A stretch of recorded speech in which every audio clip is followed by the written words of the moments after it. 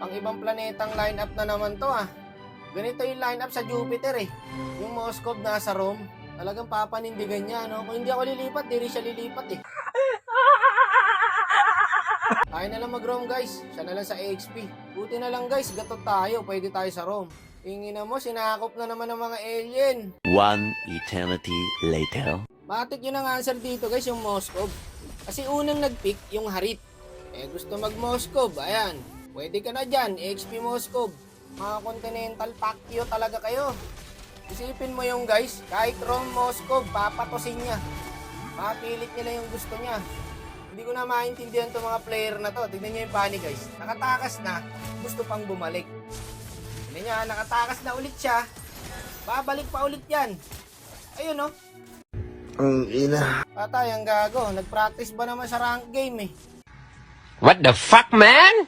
Bumalik na kayo sa mundo nyo kasi hindi naman kayo taga dito. Nagugulat kami sa galawan nyo eh. Sobrang advanced ang teknolohiya nila guys, no?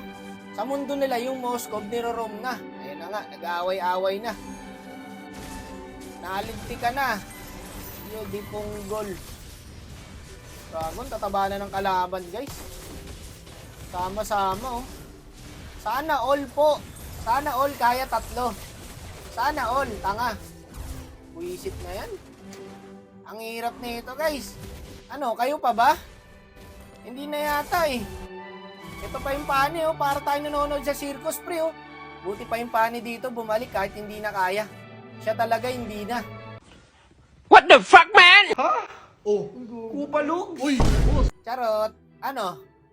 Kayo pa ba? Pucha, wala na to. Trippings na lang yung Harit eh. Bakit naman gano'n? Kung kailan nagpaparang up ako guys. Bakit kasi yung labi ko pa, yung gusto nyo sakupin. Tingnan nyo ano bang meron sa labi ko. Ayan o, tas mag-aaway-away, lala, lalim. Tapos, wala ka pala eh. Karabitin mo nga yung tenga o. Ayun, tapos na naman siya. Kulang report sa mga to guys no. Dapat talaga baguhin na yung report system eh. Kulang, hindi sapat guys na i-report mo lang eh. Dapat may gawin si Monton dito. Tapul na naman ang gago, kakabuhay lang.